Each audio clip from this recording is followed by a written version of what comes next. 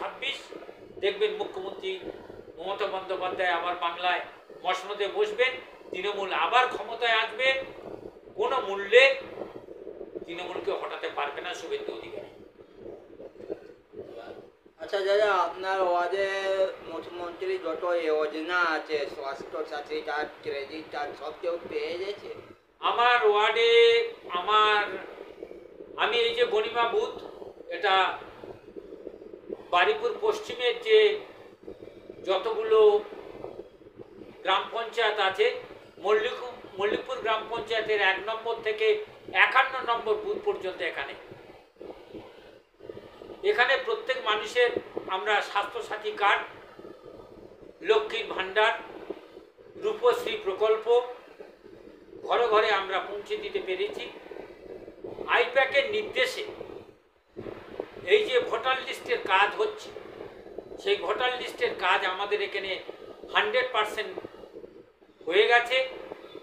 সেই ভোটার লিস্টের কাজ করতে গিয়ে বাড়িতে বাড়িতে বিভিন্ন বিএলএ টুরা সাধারণ মানুষকে জিজ্ঞাসা করছেন বা করেছেন যে আপনারা রাজ্য সরকারের এই প্রকল্পের কোনো সুবিধা থেকে আপনারা বঞ্চিত হয়েছেন কি বা হচ্ছেন কি না। সবাই এক বাক্যে বলছে না, আমরা খুশি। সবাই বলছে আমার বাড়িতে লক্ষ্মীর ভাণ্ডার আছে, আমার শাশুড়ি টিউমার অপারেশন হয়েছে স্বাস্থ্যসাথী কার্ড দিয়ে, আমার ছেলে স্কুল থেকে সাইকেল পেয়েছে, আমার মেয়ে রূপশ্রীর 25,000 টাকা পেয়েছে। এটা আমার কথা নয়, আপনি যদি সারা মল্লিকপুর অঞ্চলের বিভিন্ন বুথে যান, একযোগে মানুষ তাদেরকে এই কথাই বলবে, উন্নয়নে মমতা ব্যানার্জির উন্নয়নের কোনো খামতি আমাদের এখানে নেই। কিন্তু অবস্থাটা হচ্ছে সবচেয়ে খারাপ, যেটা ড্রেনেজ ব্যবস্থা।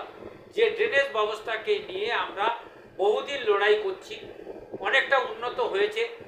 আগামী 2026-এর মধ্যে আমরা বাড়ি বাড়ি পানীয় জল, পরিশুদ্ধ পানীয় জল দিতে সক্ষম হব।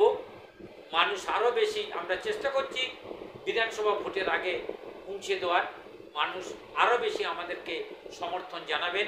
এবং শেষ কথা আপনাদেরকে বলি, বারিপুর পশ্চিমে বিমান বন্দ্যোপাধ্যায় যে 10টা অঞ্চল নিয়ে বারিপুর পশ্চিম, তার মধ্যে একমাত্র মল্লিকপুর গ্রাম পঞ্চায়েত যেখানে 20 থেকে 25,000 ভোটে বিমান বন্দ্যোপাধ্যায় লিড দেবেন। গতবারে 21,726 ভোটে উনি এই মল্লিকপুর গ্রাম পঞ্চায়েত থেকে লিড দিয়েছেন। আপনার নামটা? আমার নাম আরশেদুল হক, সবাই আমাকে হক সাহেব বলে ডাকেন। আমি রিটায়ার ব্যাংক এমপ্লয়ি, কিন্তু 2023 থেকে আমি এই দলের মল্লিকপুর গ্রাম পঞ্চায়েতের একজন সদস্য।